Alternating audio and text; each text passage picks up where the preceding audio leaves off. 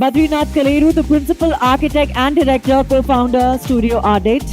We have Kamal Periwal, principal architect, Maheshwari and Associates, AMA. Khushbu Bansal, principal architect, Stapati. Saurabh Dalal, co-founder and design partner, BPA. Next up, we have Rahul Behel, managing director, Krishna Bale Estates. Vinita Singhania, founder partner and principal architect, Confluence. Nitin Bansal, senior vice president, DLF. Manisha Bhatia, country head, business director, urban design director, BDP. Mehul Parekh, president, CSG, construction chemicals, Pidilite Industries. And lastly, Abhishek Bridge, partner, Design Plus.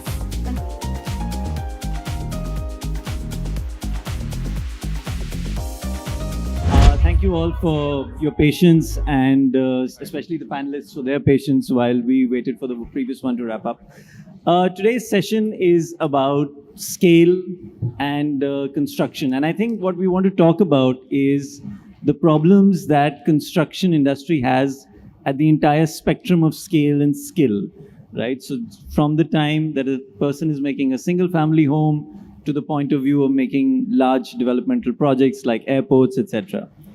The context, just to give everyone a context, I mean, our panelists already know this, but this is for your benefit.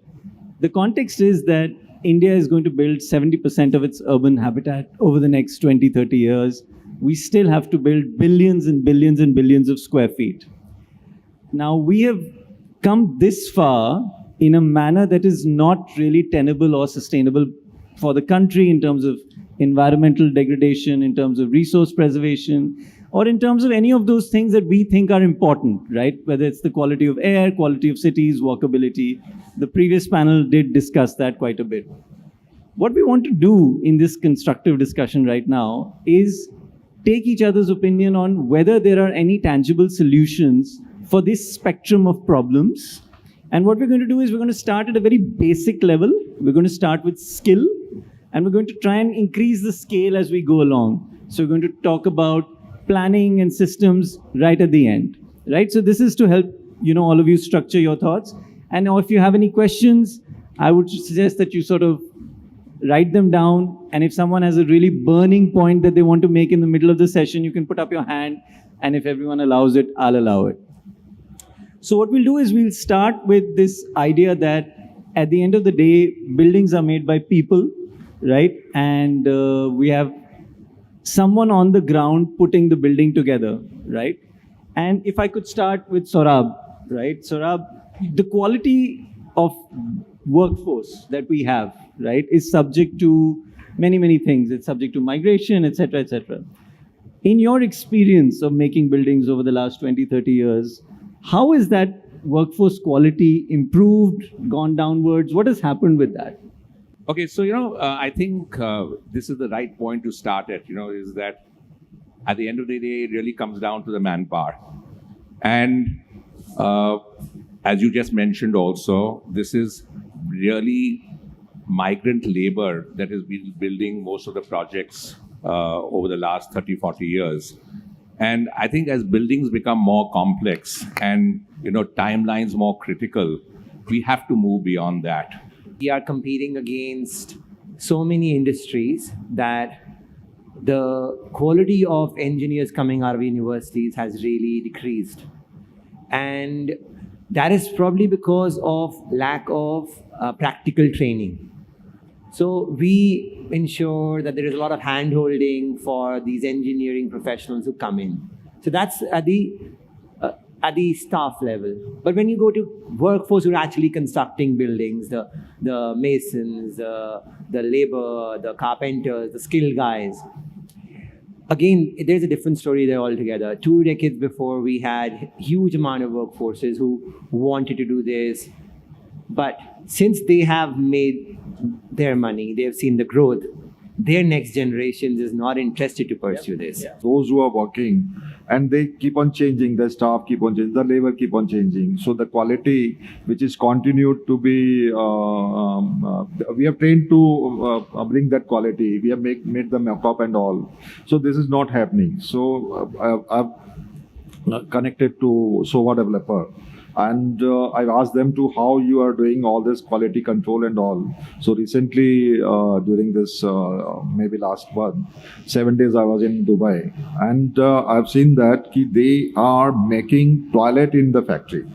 Our skilled labor, the pressing issue today in construction industry is the skilled labor. That's any construction site that we go to. Why can't the labor be skilled? So, like the previous speaker said, that a plumber's son won't become a plumber, and they would either become a lawyer or a CA. Why can't this industry take as a main, like a construction industry, be a mainstream skill? Why can't carpenter's son want to be a carpenter? Why, if it is an important factor in a construction industry, construction industry is going to grow. We are talking about large scale. So when we are talking about such a large scale, we have to streamline this. We have to skill our labor, and we have to skill it in a way that we train them well, and it becomes an important industry, probably more glamorized industry like an IT industry or any other industry. How does someone become skilled, right? We have been all learning through our school, practice makes you perfect. So unless you keep doing something repeatedly, that's when actually the skill is going to get honed. You'll become more and more better. But on every project, if the skilled workers are asked to work with different products which have different methodologies of their own and complexities of their own, then the sort of skill development in a sense is going to be always limited. Plus the fact that you have to modularize, you have to go with precast, prefabrication. Those are the solutions that we actually are advocating, and we are working towards as a construction solutions provider also. And then when you come to skilling and training, it goes hand in hand. So basically, training is not just about explaining someone on a theoretical concept. We have actually 7 training centers that we run as Pidlite. It's obviously a drop in the ocean in terms of what the Indian construction industry will need. But at least from the point of view of training and skilling, specialist technicians who work in waterproofing or in building envelope solutions, we are this year going to train about 10,000 people, for example. Now that's a drop in the ocean, but the approach towards training is that they come for a 2-day program where 1 day, in terms of the time duration, is literally hands-on training. The concern about the labor in India, and as far as the real estate, it's not a real estate problem. It's a sociologist or an anthropological problem. मेरा बेटा doctor बनेगा क्योंकि वो पैसे ज़्यादा कमाएगा. वो अगर उसको कारपेंट्री में ज़्यादा पैसे मिलेंगे वो कारपेंटर बनेगा. So it's a social elevation issue. It's not a real estate issue. Yeah. Right? Also, there are certain points about, I agree with you, modularity and standardizing processes as well. But standardizing for who?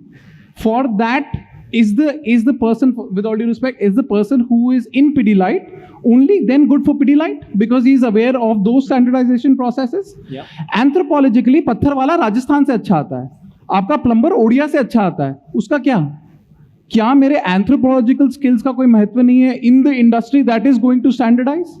So hence I'm just saying that I personally think real estate pays too much onus on itself. Yes, a developer should train its team for that building, and he or she should return for the next 10 lakh square feet that person is building. And I'm sure, Nitin, you had certain stories we were sharing outside, and you can elaborate on that further.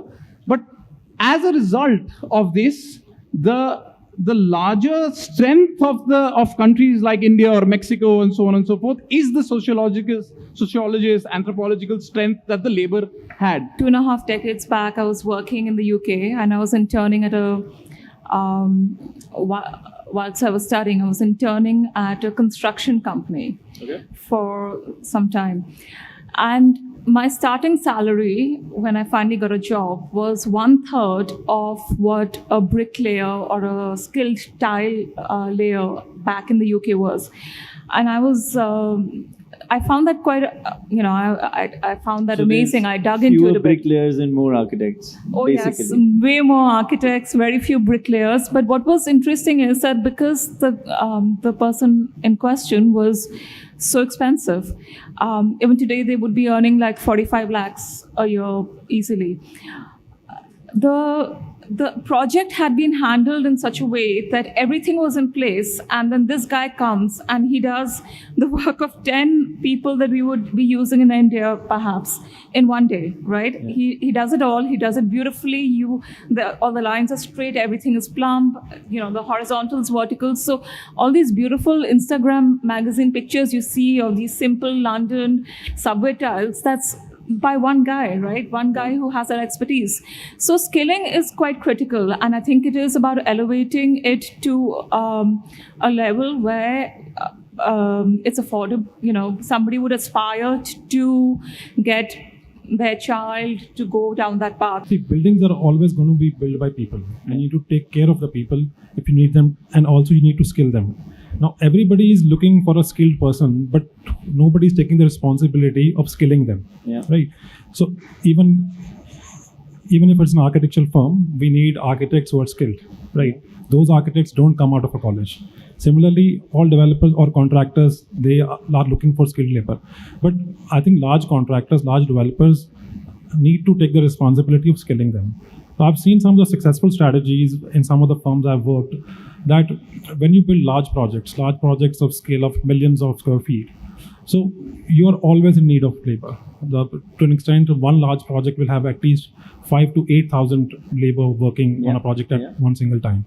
And there are batches and batches, or rather in their language, gangs and gangs of workers who come and go. When I was in Japan, even when we talk about architects and we talk even in Europe, it says that every plumber would actually have so many licenses for doing a particular job.